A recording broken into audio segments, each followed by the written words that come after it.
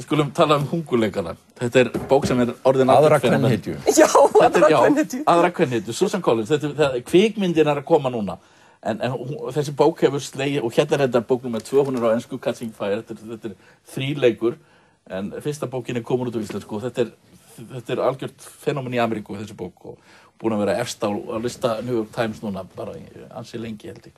Sko, það mjög erfitt einhvern veginn að selja foreldrar þessa bók með því að lýsa atburðarásinni, að því að hún fjallar nú eiginlega bara það að unglingar eru að drepa hverjir aðra. En sem sagt... Sem gömul sá ný. Sem þetta, já. En sem sagt aðal kvenhetjan, unglingsstúlka, hún fer í þessa hungurleika sem eru settir reglulega á svið í svona... Já, einhverju framtíðarlandi eða ókunnu landi. Ameríku framtíðarlandi. Já. Einhvers konar alræðisríki. Einhvers konar alræðisríki og þarna hópur af unglingum og einn þeirra sigrar. Já. Hann stendur upp, sá sem stendur upp sem sigurvegari, hann verður að standa einn af því að allir hinni, það þarf að drepa alla hinna. Já. Sko, og þetta hljómar kannski ekki fallega og foreldrar verða, þetta hljómar skelfilega fyrir foreldrum. En þetta æsi spennandi bók, hún keyrð fram á miklum hraða, hún hugvitsamleg, hún skemmtileg og ég get ekki beðið eftir að lesa bók númer 2. Nei. Og þetta krakkar að lesa þetta alveg, niður í svona við 9 ára að lesa þetta, hún finnst þetta frábært og svo alveg upp í fullorðið fólk. Sko. Alveg upp í fullorðið fólk, já. Já, ég meina þetta vel heppnað afþreyingarefni og það tekur náttúrulega mið af því sem að að gerast í fjölmiðlun í dag. Það þarna verið að leika sér með hluti annars vegar náttúrulega bara úr venjulegu stríði og hins vegar með einhvers konar manipúlasjón með samfélag og hug okkar. Og Collins segir það að það náttúrulega spursmálslaust að sumir sjónvarpsþættirnir sem hafa verið að tröllríða hér bæði aðallega á Stöð 2 og Skjá 1 að þeir hafa haft áhrif á þessa bók.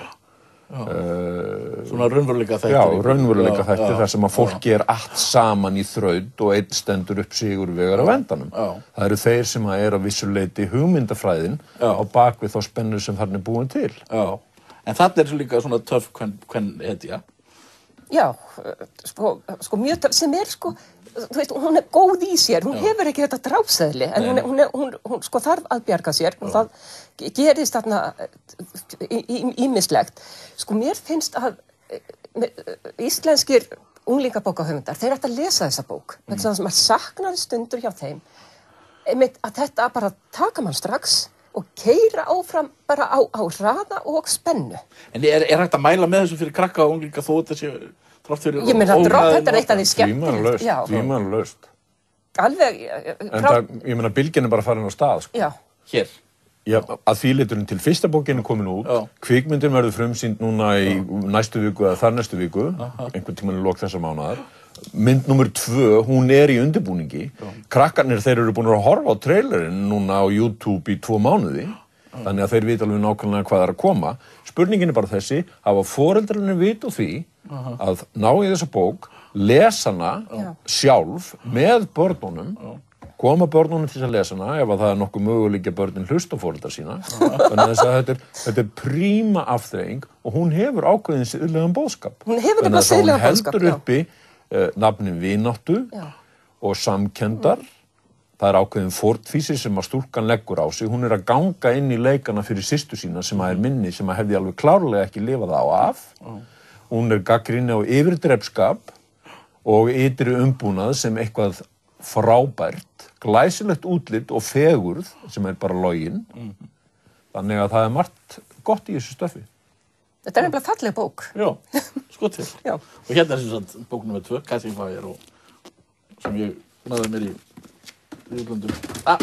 Þú ert heppinn, þú kannski lánar okkur hana. Já.